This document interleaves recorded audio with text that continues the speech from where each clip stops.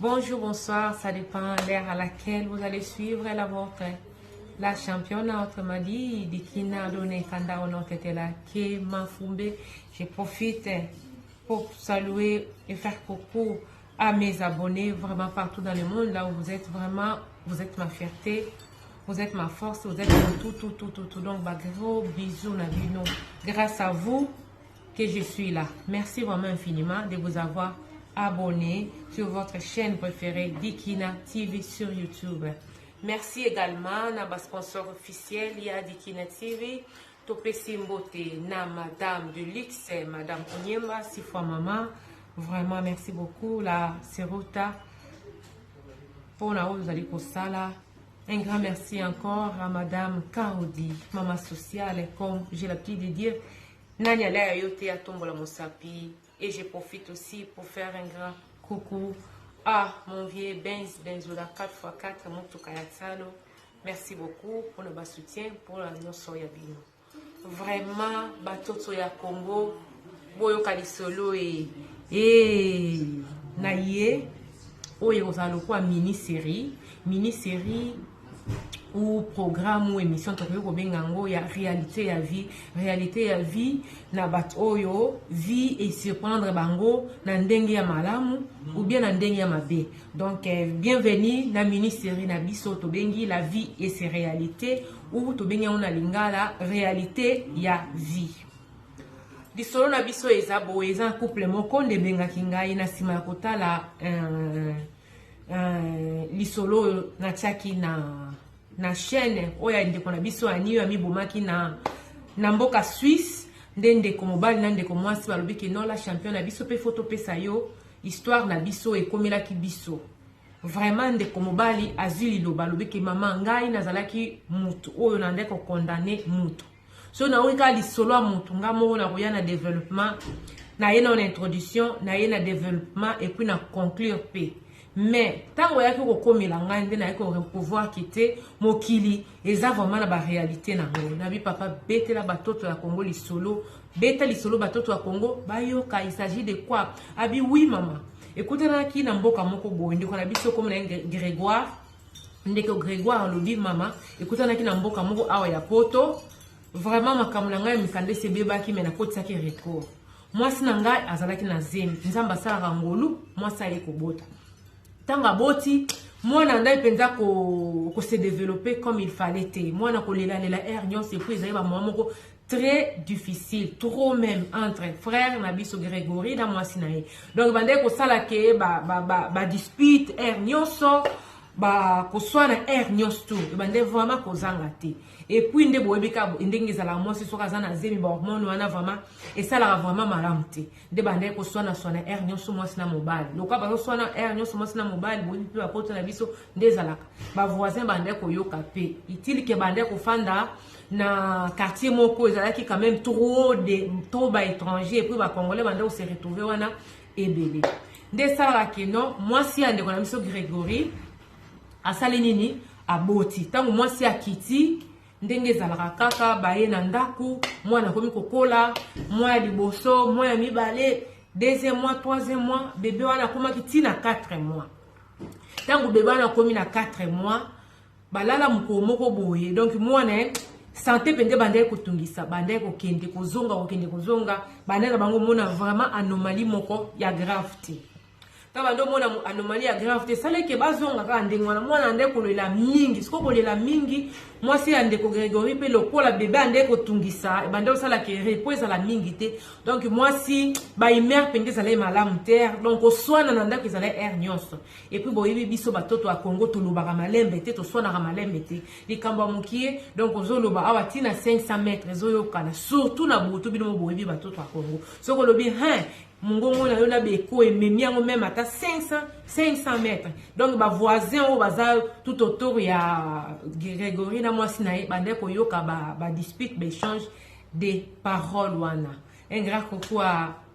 mon cœur, les champions de mon cœur, SKT. Merci mon chéri pour ton soutien. Sukiote donc moi ezate. Madame Onyembo moni proko moninga olobinde ni tsaba poème. Donc c'est un peu ça. Ndeko ko sona na mwasi air nyonso tango ko sona pe na mwasi air nyonso zo sala ke ba voisin ba yoka kape mukomoko boye balala na butu balali na butu mwasi ka ndeto la mukaka bobe ya moko ke okendo ko bongisa bébé et tout donc comment qui après ba 4 heures du temps 4 heures du matin bébé wana bébé ande ko na biso Grégory alela te atungisa te butu mobima ndeka de biso mama to zala malgré fatigue ozali ndenge ni mwana oyo alali profondément boy sans ko déranger le monte ni te alali penda bola ndenge ni de sikoyo tango mwasi ande ko na biso Grégory akena berceau ya bébé na bango akome déjà na 4 mois akende ko tala boye donc mwana donc ici akomaki soki déjà za mukolo on comprendre que te o eza signe malamu te.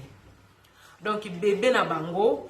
azalaki presque kaka cadavre ebembe azalaki malili bon mpe ke don mwana abundi ye moko donc miso etikali boye polele pour la michechecheche ba manzaka na elongi na kingo et tout donc abundana kina liwa agangi moi ça ndeko Grégory agangi abeti cri tant agangi abeti cri wana mobali n'est pas bimi mbangu aye pour ya kotala a telemina mbeto parce que ils allaient quand même chambre de batiaki bébé na bango a telemina mbeto pour ya kotala likamni mwasi na agangi nde mwasi azolo bakite mwana za malili aso bouger tout le temps ndeko Grégory a meka quand même kotala moni que non c'est du sérieux nde ba bengaki ba pompier ba yewana ba meki ko sala o ba kokai ko sala mais malheureusement ba déclara ki bébé ya ndeko ya biso Grégory que azalaki déjà mort. Il n'y avait plus rien à faire, donc il était déjà déclaré que non, les bébés, bah pompier va déclarer que non, moi, les sakufaki. Akufaki, moi, kala. Tozala bamboka oya ndele boye bika. Nde, il fallait que ça la nini, ba fangi wana, ba gangi, moi si aleli, ndenga kokoye kolela, ba police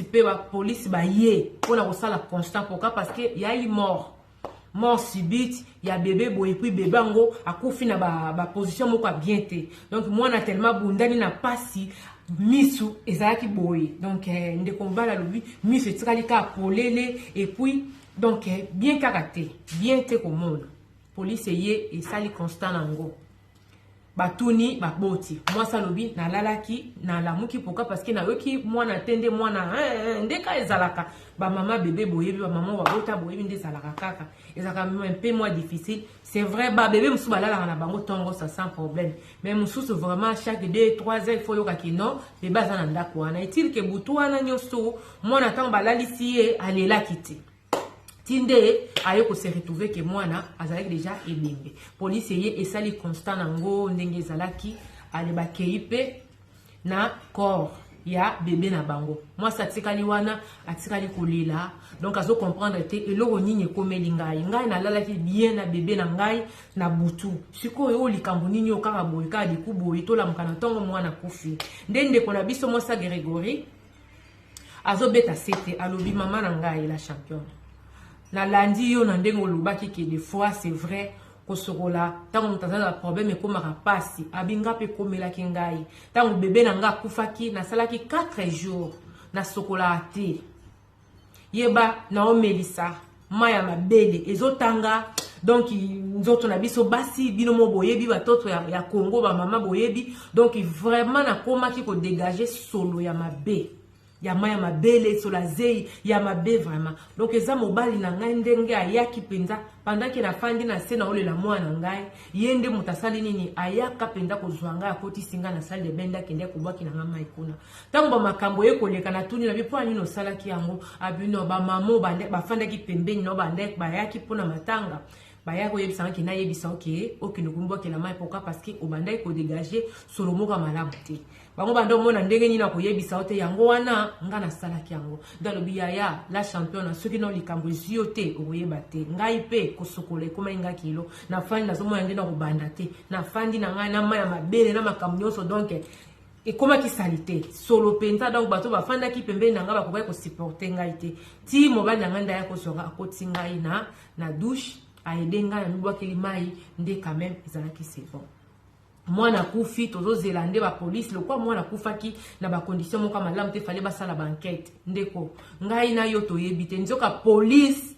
basala nini bakoma okende kobeta porte à porte na ba voisin ya ndeko Gregory na mwasi na ye bakoma okende kobeta porte à porte pona kotuna témoignage soki bayokaki ndenge nini couple na ba vivre ndenge nini et tout alobi surtout biso batamangala la championne na ngana oyebisa yo ba boma biso sans ko bossa na ke toza na problème sans ko bossa na ke tozo passer ba moment difficile abi bato ba pesa ba témoignage ya passe ya mabe ba ninga na biso to ande ko lia tozo mina na bango esika moko ba yebisa ba policier ke biso to swanaka to bundaka donc ba yebe loko ekoyi ko koma te mais il ke ba swanaka ba bundaka donc à tout moment omoni policier pe alobi pe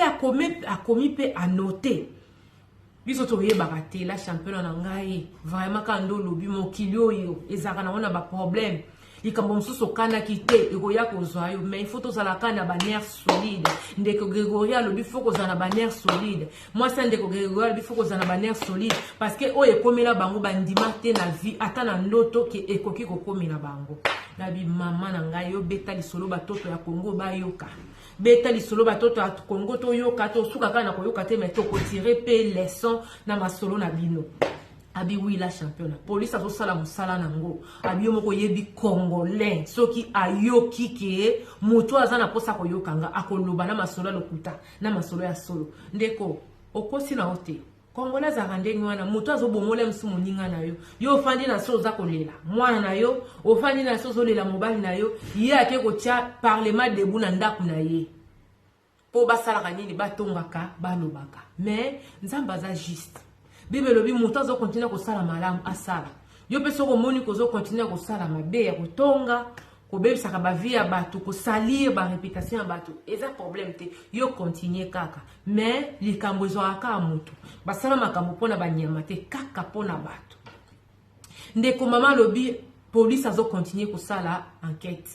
azo kende porte à porte ake abeti awa ake abeti awa ake abeti awa ake abeti awa la championne bébé nanga kufa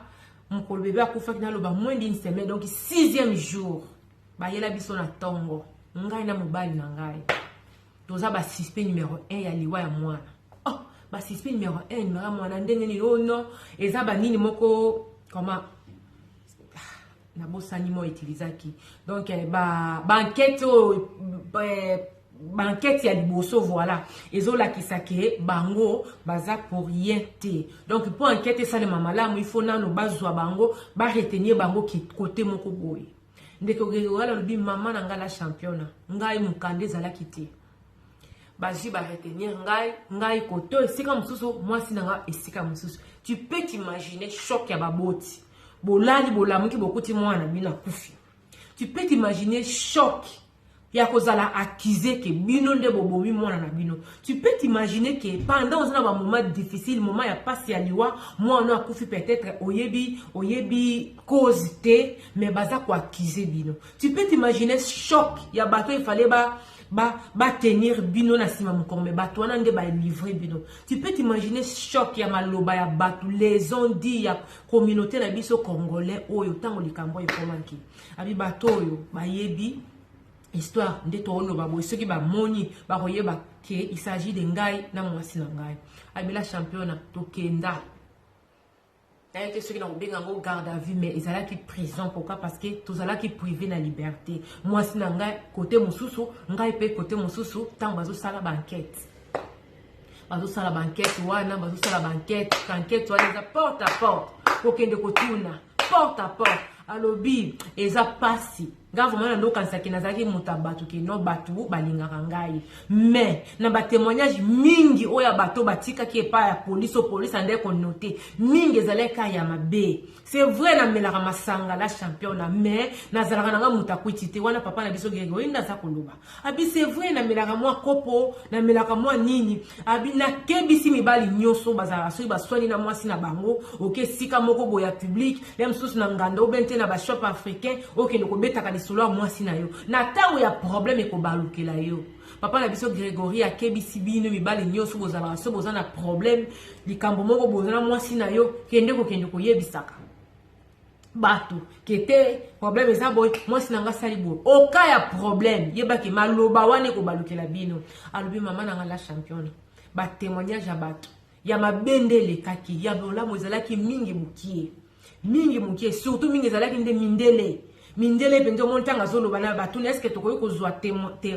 témoignage na yo tokoyi kozwa ni oui apesi na komba bi non namonaka couple moko bakendaka mobali na ya sungaka mwasi et tout donc namonaka bango tango balekanaka bo namonaka bango souvent na nzela ya fenêtre donc je peux pas imaginer que ça na couple ya ba problème donc abi mingi ba mindele nde bapesaki quand même moi ba témoignage ya malamu par rapport na bango nde sala ke basali nini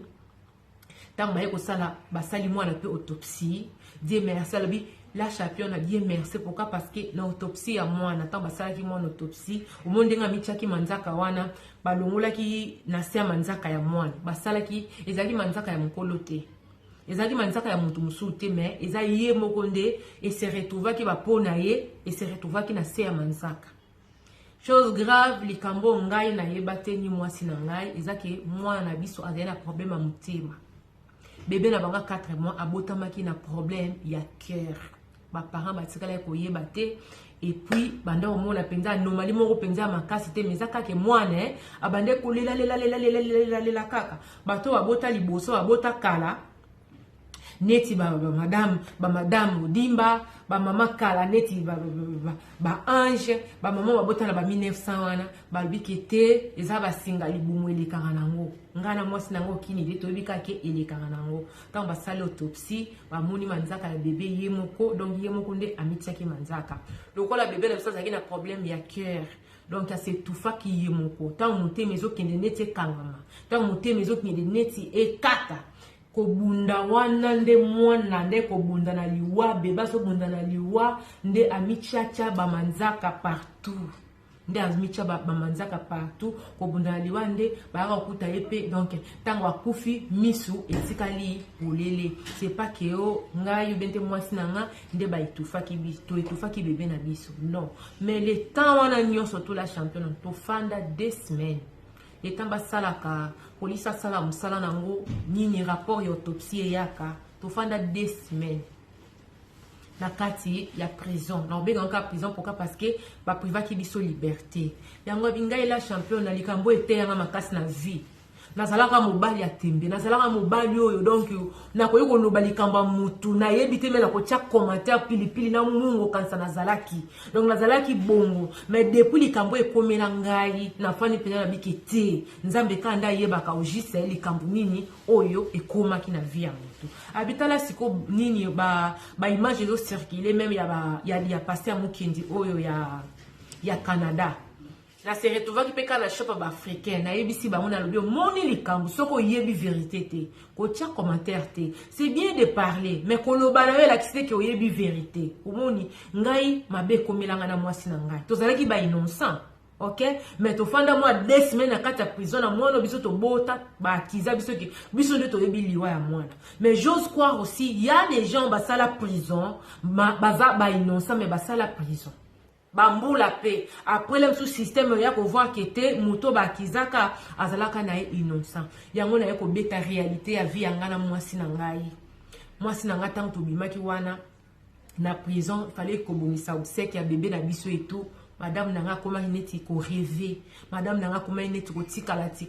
madame nangai depuis bima na prison atikala iso komona ete kolela bébé na biso tinda ke akotaki na mabele donc nazotala mwasi na musika osimbiele msusu boy penza kolela susu mwana ke oboy atikala ki jamais kolela akomele kotala ka neti kizengi moko boy neti mutu makanisi za wana te donc azotikala tikala abeza témoignage na ngana ngaki na partager ndenge vie eza na ba surprise nango c'est vrai eza facile koluba mais nzamba songa biso parce que makambo msusu batu bakuta na vie elekelaka bato osoko zana makasi to zana bonzambe te okoki komiboma imaginez-vous maman na ngai la championne na kati ya prison wana OK na kati ya prison na ebisi avocat na bi papa ngai na zana problème ya mukanda na ngai mukanda na leseta bi bon les problèmes eza soki ke bakateli yo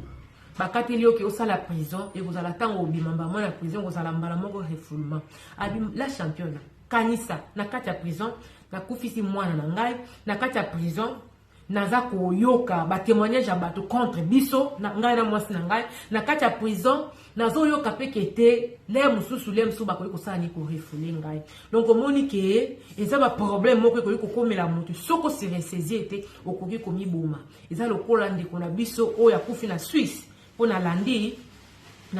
nini oyo osalaki wana ya ndeko na biso akufaki na Suisse eza facile ya koluba ndenge olobi mais soki na lokutana na problème te oke otutani penza na miro batrina balwaki problème tie contre mire okoyeba te oza na facilité ya commenter oza na facilité ya kofinga oza na facilité ya koloba n'importe quoi yango makambo ekomela biso esalaka etokoma plus bato eza te question ki makambo ekomeli otoza mutu te mais esalaka ke obanda ko raisonner na ndenge moko boye esalaka ke ozala hors raisonnement peut-être ya communauté ou bien te ya population moko boye pourquoi parce que okoki koseloba ke non ndeko wana eloko wana esalaki ke pona boye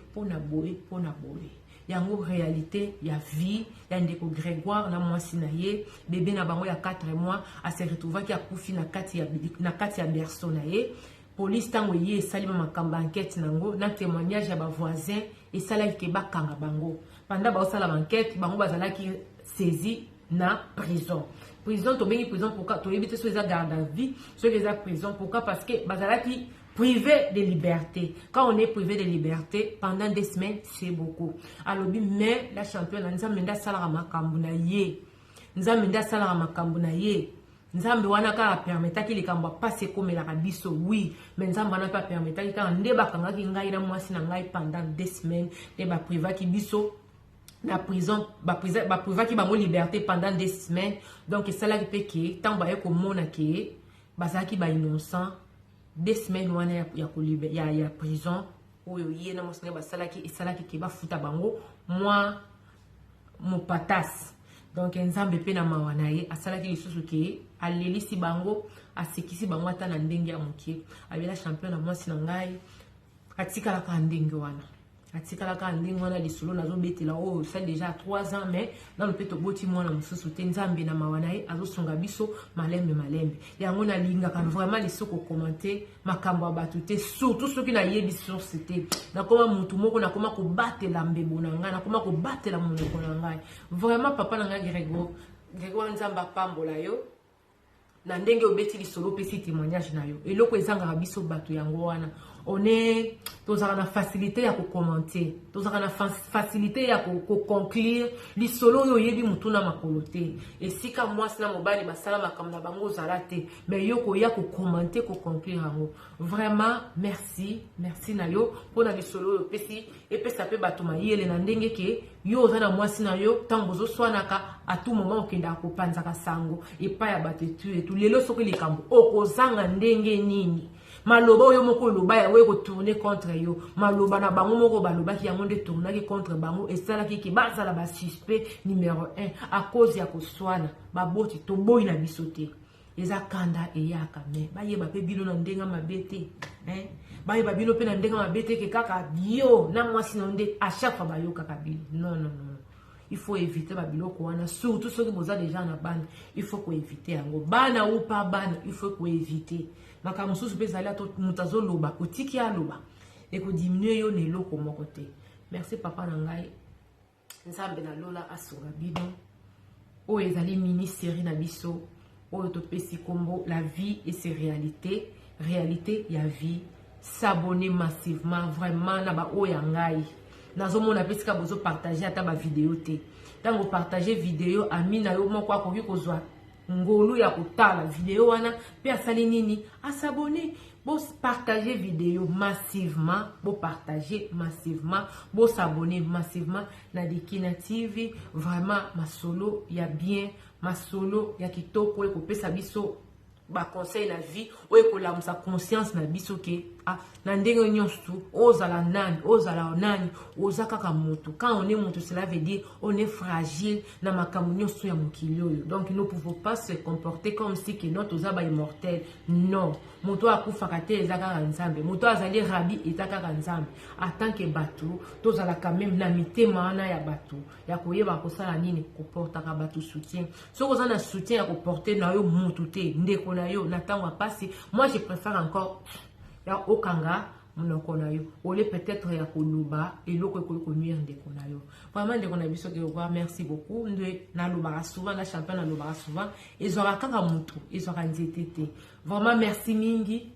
na bino bato botali mini série na biso ya réalité ya vie donc bande komona souvent ba nous la réalité ya vie 1 2 3 et ben nous allons différentes histoires oyo bato bando pesa na ndenge vie et cependant bango na ndenge ya malamu pe na ndenge ya mabe. C'était bel et bien la vôtre la championne autrement dit Dekina donné kanda ono tete la Kema Fumbe en direct de la soirée tokutani mbala sima po na ba émission to ba histoire ya sika apesi bino bye bye et bago coucou partout dans le monde là où vous êtes ciao.